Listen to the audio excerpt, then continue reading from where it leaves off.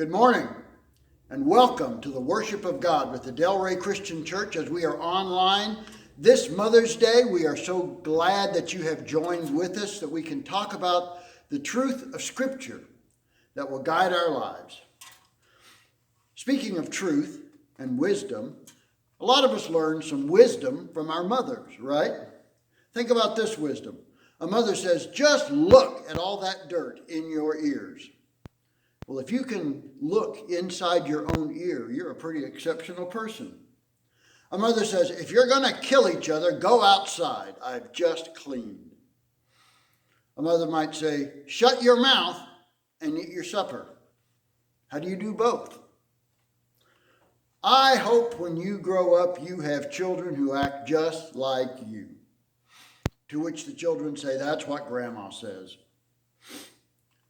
Mom says, make sure you wear clean underwear in case you're in an accident. Moms say, when I was your age, we didn't have all this. You can fill in the blank with anything. We didn't have all this. Mothers say, no one ever said life was fair. Of course, the most important thing mothers say is, because I said so, that's why. What mother in the Bible would have said, this place is an absolute zoo? Who would have said that? Well, today we're going to talk about Noah's wife. We're in a series about Old Testament women who changed history. All through Scripture, we see that God has a plan for men and women. He uses men and women. God is always at work, but he always works through people, through the people he's created. And we see him working through the lives of women as well as men. Now last week, you remember, we talked about Eve. And Eve was never going to see the good old days of the Garden of Eden again. She had to go forward. Another woman who would have to go forward would be Noah's wife. Today we're thinking about the wife of the man who God called to build the ark. Remember, after the Garden of Eden and mankind's sin, the perfection of God had been corrupted by sin. And Adam and Eve had to go outside the garden, and their descendants began to grow and increase. But as the people increased in the earth, so did violence and wickedness, to the point where God said, I'm going to cleanse the earth. I'm going to get rid of people. But in the midst of that, he found a righteous family. Today we're talking about the Old Testament woman who changed history, Noah's wife. Noah's wife knew all about raising a healthy family in a broken world. And today we have families who are struggling to raise up their children in a broken world.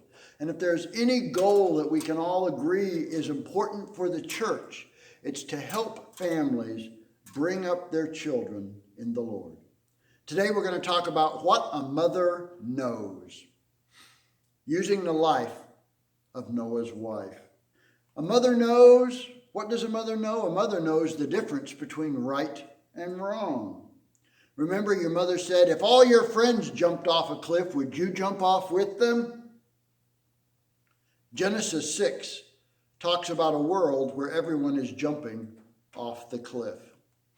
Now the earth was corrupt in God's sight and full of violence. And so God said to Noah, I'm going to put an end to all people, for the earth is filled with violence because of them. I am surely going to destroy both them and the earth, so make yourself an ark of cypress wood.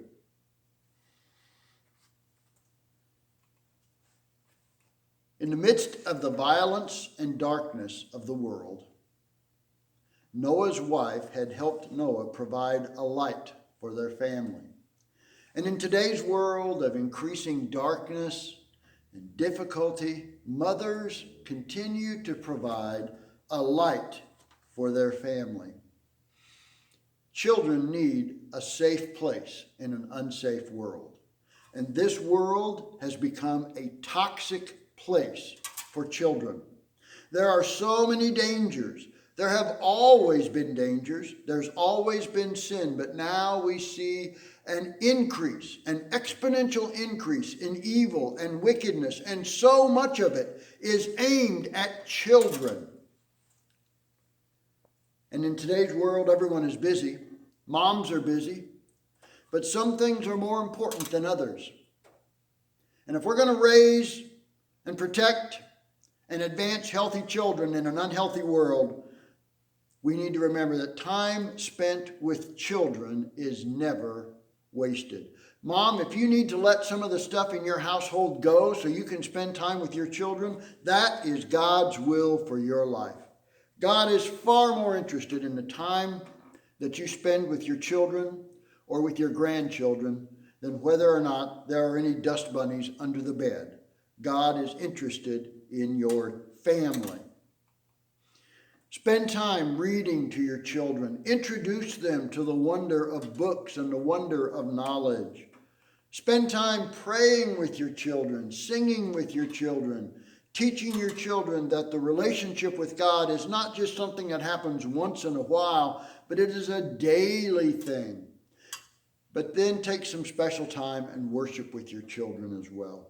Children need to know that time spent in church is important as a family.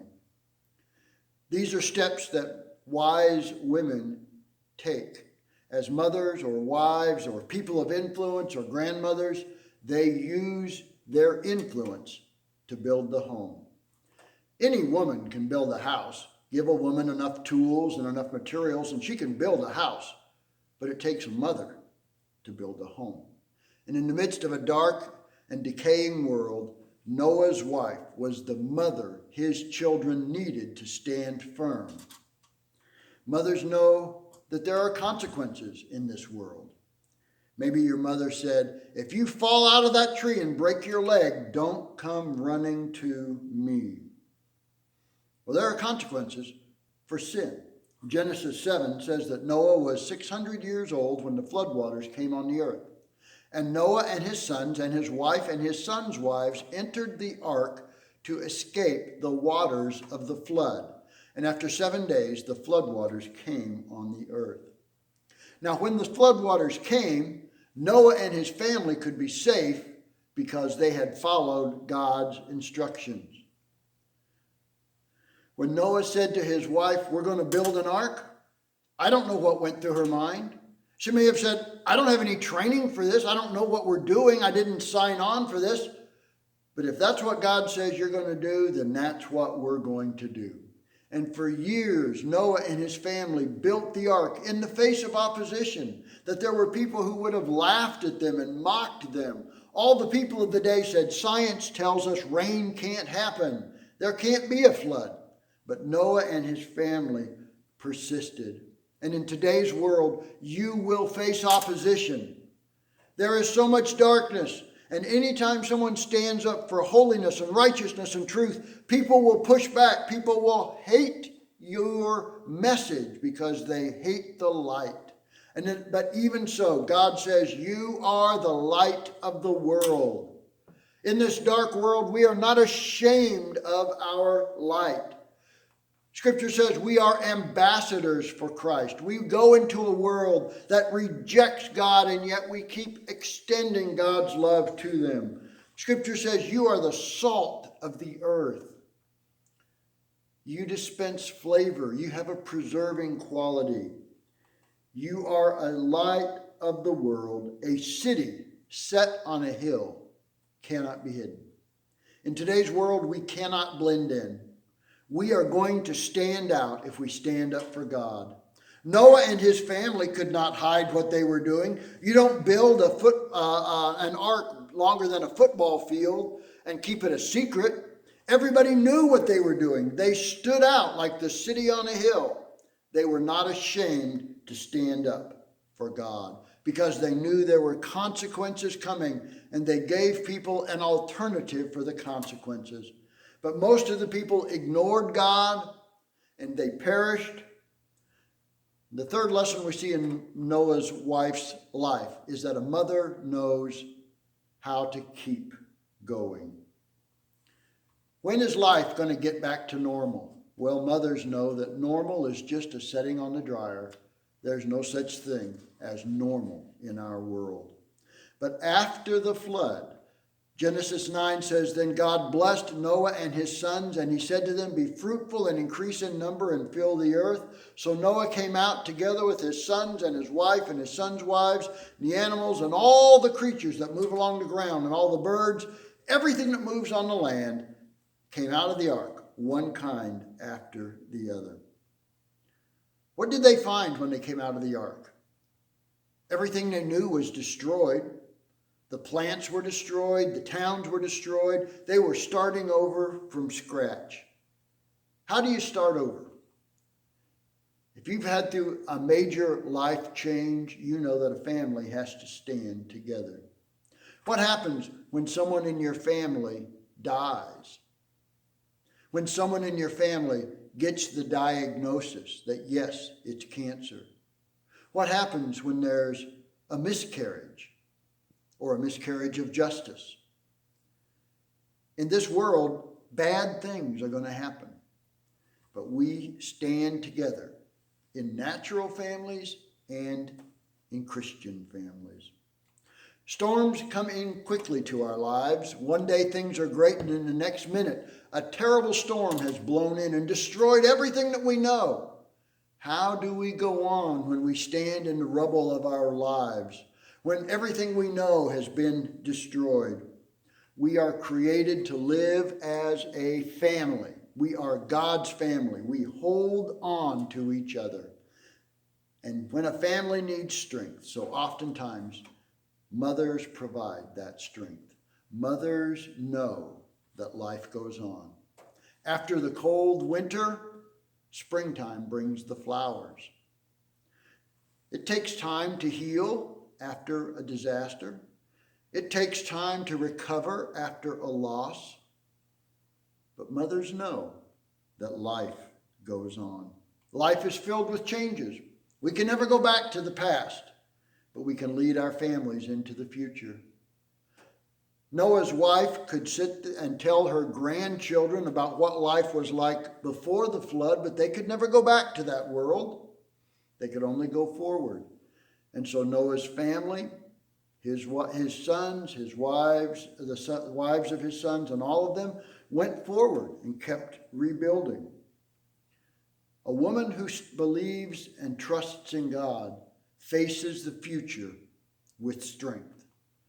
Proverbs 31 says she is clothed in strength and dignity. She can laugh at the days to come. She speaks with wisdom, and faithful instruction is on her tongue. A mother knows how to lead and support and strengthen her family. 1 Peter 4:10 says, Whatever you have as a gift, each of you should use whatever gift you have received to serve others. And what an example mothers set in that role in serving others. So what does a mother know? A mother knows the difference between right and wrong. Mothers know that there are consequences, and mothers know how to keep going. And mothers know that God does not forget his people.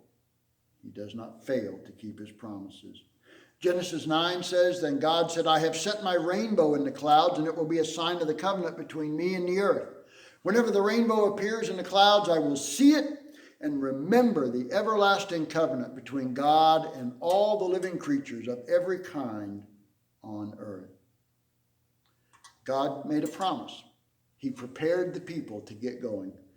And of course, one of the ways they could keep going, one of the sources of strength, was that they were created to live in families. That God has created within us the ability to give and receive love. And God continues, even in this world of darkness today, he continues to work through families. We live in a very culturally diverse world. There are families all over the world. They speak different languages. They wear different kinds of clothing. They have different ways of eating or different kinds of homes that they live in. But all families have some things in common. All around the world, there are mothers who take care of their children. And men and women of every tribe and race and background can share a common heritage and a common hope. Our hope is in God.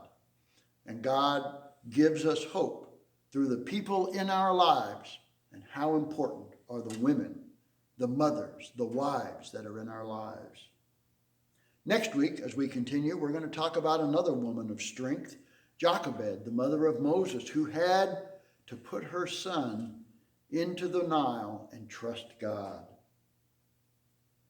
But today, as we think about Noah, Noah had some things that God had given him. God gave Noah the rainbow and said, Noah, I'm going to give you this rainbow as a source of strength and promise as you go into the future. But I think just as significant as the rainbow, God had given Noah something else. God had given Noah a wonderful helper, a strong and courageous woman. And aren't we all thankful for the strong and courageous women in our lives? How do we spell love? We can spell it M-O-M. God's plan is seen in each person, but perhaps today we would respect and honor the way we see God's plan playing out through the lives of the strong and courageous women in our lives, the mothers, the wives, the leaders, the helpers, the supporters. God bless women on this happy Mother's Day. We are all blessed because of his plan.